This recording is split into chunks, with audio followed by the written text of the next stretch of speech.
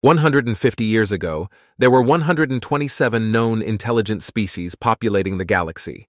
They ranged from the lithe and graceful, to the bulky and slow, to the many-legged and scary.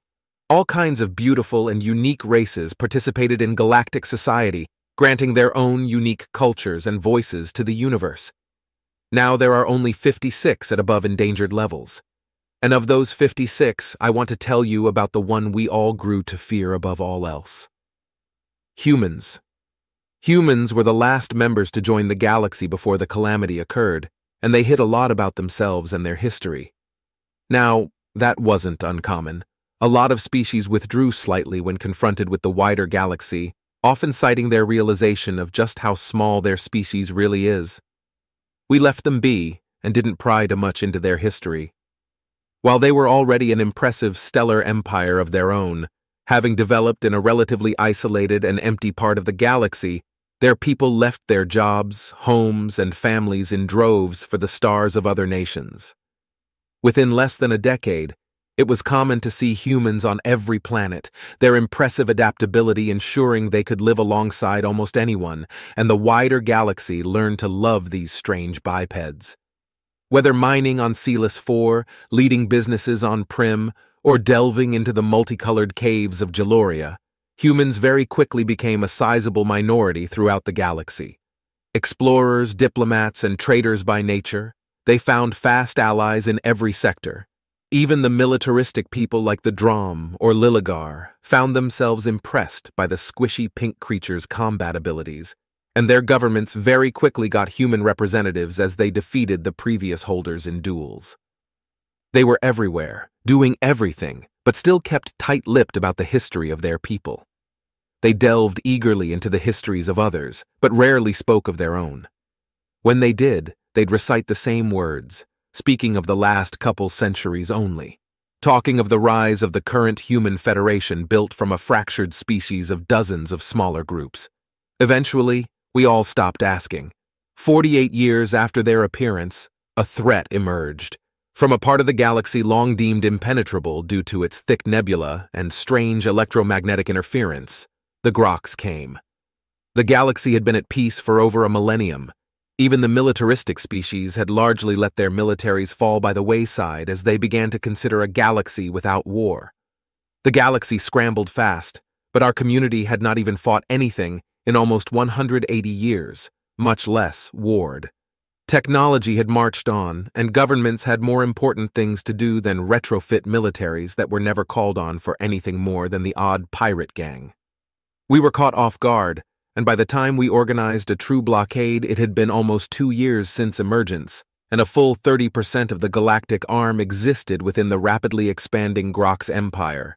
The humans were everywhere in every role: combat medics, admirals, ship engineers, you name it, and the humans were there. But as the decades slipped by, the fighting grew worse and the hardiest economies began to show wear. The various empires struggled to maintain an effective defense. After almost 50 years of fighting, a human diplomat, Charlize Matorian, appeared before the Galactic Council, asking that the humans take over direction of the combat. We had lost almost half the galaxy, and millennia-old empires had cracked and fallen to be absorbed by those around them, as they tried to ensure rogue states didn't make the situation worse. It was true there were many humans in the leadership of the war effort, even among the military of non-human empires, but still we protested. The humans had lost almost as many of their species as the rest of the combatants combined. We thought there was no way they could form an effective fighting force. While it was true they were skilled in combat and had a still-functioning economy due to their position being far away from the fighting, they had never fought in a galactic-level war. We argued back and forth for weeks, though Charlize held firm in her convictions, which she said was backed by the highest forms of authority. Opinions on the council were divided. Some saw nothing but skilled greenhorns taking advantage of a crisis to gain power. Others a peaceful trading group, hoping to make a difference. Finally, in a fit of anger, she said she was no longer asking. She was demanding. She demanded the leadership be stripped from the Galactic Council and be transferred to humanity, and the humans in leadership positions backed her. They said that their people knew war well, and they'd follow whatever orders they were given. To use a human idiom, it was the straw that broke the camel's back. Other generals and admirals fell into line behind their human comrades, and the council's hand was forced. It took only a week for a human fleet to take back a sector we had been trying to reclaim for months. They just blasted out of FTL and started hurling nuclear weapons and light-speed missiles at Grok's fleets with a recklessness that bordered on insanity. The enemy never stood a chance. They were torn to pieces in a hail of fire and blood. In 1 week, they had used as much firepower as we'd use in a month, but they achieved something we hadn't seen in years: results. But they didn't stop there. They pushed forward further into enemy territory. And while they paid for every system they took, the Groks paid more. 3 months later, we officially granted them the leadership of the combined galactic fleets. A human admiral marched into the military headquarters of a galactic armada and proclaimed the galaxy would be theirs within a decade. We laughed, but they kept their word. Human leadership caused more and more humans to join the fight, confident that with their own people in charge, victory was just a matter of time. By this point, the Groks had slaughtered trillions, and each human that signed up for the fight had lost co-workers, friends, family. Even those few who had lost no one simply wanted to help those who had given them so much, or just burn the Groks on a pyre of nuclear fission. Through the whole of the fighting, humans had been everywhere.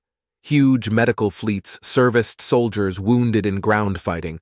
Armadas of human ships tore through space after the enemy with impunity. We had seen every facet and praiseworthy deed the humans had ever done. But while all this was going on, the greatest minds of humanity were debating among themselves, and they had finally reached a decision after a half-century of war. It took them a month to retake sectors long held by the Gro, a year to turn the tide, and by 4 we had the Groks fleeing. But how they did it, turned our blood to ice.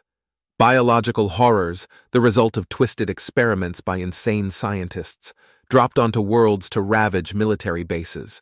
Where horrors failed, entire colonies were empties of violent prisoners to drop instead, utilizing the chaos they created to tear the Grok forces apart. Viral bombardment of horrific plagues left entire worlds screaming in agony as their bodies were torn apart from the inside, turning them into sludgy piles of undulating flesh or just ripping their organs apart one by one.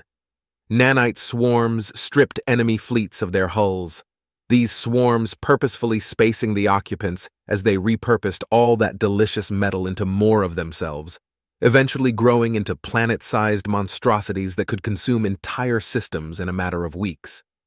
And when nanites, viral bombardment, or mutated horrors wouldn't work, the humans simply burned whole worlds in nuclear fire, glassing manufactories and economic centers. They turned the shimmering jewels of the Atini and Bayoma empires into eternally burning monuments of fire to ensure the Groks no longer had a hold on those regions. When the inevitable outcry reared its head, the Admiral Jonas Smythe went on Galactic News and simply said, "Do you want the Groks defeated, or do you want to die to their guns?" By the 6th year, the galaxy had seen our fill of atrocities and turned back. Trying to repair our broken and fractured nations would take centuries, and our economies had been stretched to breaking point. With the Groks' defeat assured, we beat our own swords to plowshares and offered up prayers to our human saviors. But every day that went past, the humans found new and inventive ways of horrifying the universe with their monstrous ideas. Accelerating particles to light speed and slamming them into planets to break them in seconds became a common tactic. Fleets of drone swarms acting like locusts tore apart ships attempting to flee the atmospheres of broken worlds.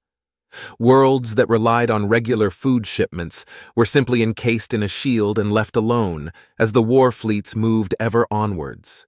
Their inhabitants were left to starve, devolve, or simply tear each other apart as cannibalism became the new norm. But the worst was in the 7th year. Nanite swarms had grown to encompass stars. All the various viruses the humans had were long since retooled for maximum effectiveness.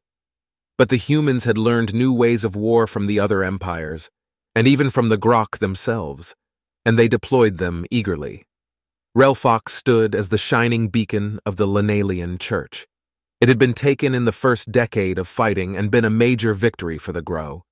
An entire system of 20 planets all perfectly terraformed into the most beautiful garden worlds in the galaxy. A masterpiece of terrestrial engineering and artistic design, its loss had been devastating to the Church's adherents. The humans accelerated a payload into Relfox's sun. In a matter of hours it went supernova, before collapsing into itself to create a black hole. Eager and hungry, it consumed everything in the system by the end of the week. It was this move that got the humans condemned by the Galactic Council. All the atrocities up until now had been excusable to many, but the humans now had the ability to collapse stars, and this was a step too far. Their condemnation brought outrage across the worlds. People called for them to be removed from the War Council, but the human leadership sent but one message in return. This is war. In war, there is but victory or death, and we will achieve victory. Alongside the message was a complete history of humanity, and it was then we began to understand. Millennia of war was the humans' legacy, time after time after time, to the point where everywhere in their vast history, whether nation against nation or a nation's citizens against its government, or insurgents proclaiming a righteous cause, there was war. It never stopped, never ceased. Even before they left that blue jewel of theirs, they had almost annihilated it on 5 separate occasions in their pursuit of war with each other. By the goddess, even when they had left it, there was wars spanning decades. Earth v. Mars, Intersystems v. Frontier Worlds. Sol v. Alpha Centauri, it never ended. In the 800 years it took from the point they first colonized another stellar body to the discovery of the galactic community, there was no fewer than 963 wars between one or more human combatants. Some wars were fought while other wars were going on. Civil war against a government occurred while that government was actively fighting off an invasion. They just can't help themselves, and we unleashed that on the galaxy. We unleashed a genocidal race to combat another genocidal race. The humans kept their promise. The Groks were beat back to their little corner of the galaxy. Then their systems were torn asunder in one of the worst genocides the galaxy has ever or will ever see. And we said nothing. What could we say? When the humans make war, it's all or nothing. They stepped up to ensure their new comrades kept the galaxy they called home, and in doing so tore it apart. And then they just went back to their old ways. Their horrors corralled into vaults and sealed, or just deactivated and tossed into suns or black holes. Their military largely disbanded its wartime regiments, and those who signed up got healthy pensions and either retired or went back to their old jobs. But the galaxy would never forget the horrors that humanity could unleash should it be provoked, and while they never threatened anyone with them, they never had to. For all the horrors we had witnessed, one stood out above all: the humans' capacity for war and what we'd face if ever we turned our weapons against them.